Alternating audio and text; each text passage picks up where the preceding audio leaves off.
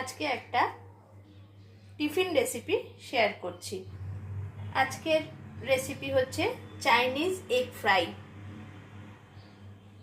এই টিফিনটা বানানোর জন্য আমি নিয়ে নিয়েছি এখানে চাউটাকে সেদ্ধ করে নিয়েছি, একটু শক্ত শক্তভাবে ঝুড়ো ঝুড়ো করে সেদ্ধ করেছি। এখানে 3টে পেঁয়াজ কুচি নিয়েছি, একটু রসুন কুচি, লঙ্কা কুচি, একটা ডিম, একটু আলু ভাজা লম্বা লম্বা করে কাটা, একটু চাউমিনের মশলা, সয়া সস, টমেটো সস নিয়ে নিয়েছি।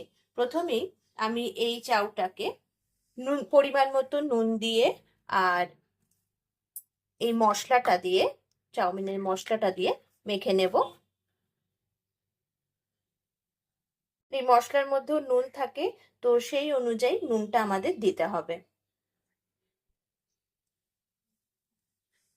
এবার চাউটাকে আমরা যেমন পেঁয়াজ সবজি দিয়ে করে নিই, সেরকম ভাবে তৈরি করে নেব।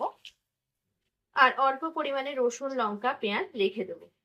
এর মধ্যে একে একে এবার সয়া সস,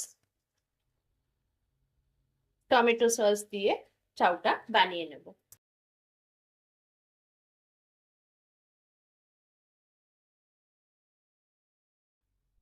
তৈরি করা চাউয়ের থেকে কিছুটা ঝুরো ঝুরো করে নেওয়া চাউ আমি তুলে নিয়েছি। এবার চাউগুলো অল্প তেলের মধ্যে দিয়ে এইভাবে নিয়ে আমার যে ডিমটা রেখেছিলাম সেইটা দিয়ে দেব। ওপর থেকে ভেজে রাখা যে আলু ভাজাগুলো রেখেছিলাম সেগুলো দিয়ে দেব।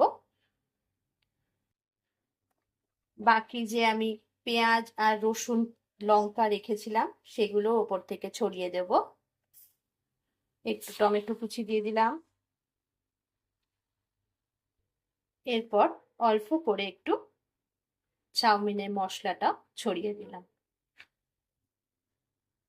স্পেশালি ডিমের জায়গাটায় দিচ্ছি, কারণ ডিমটার মধ্যে নুন মশলা কিছু দেওয়া নেই। এবার এটা 2 পিঠ ভালো করে ভেজে নিতে হবে।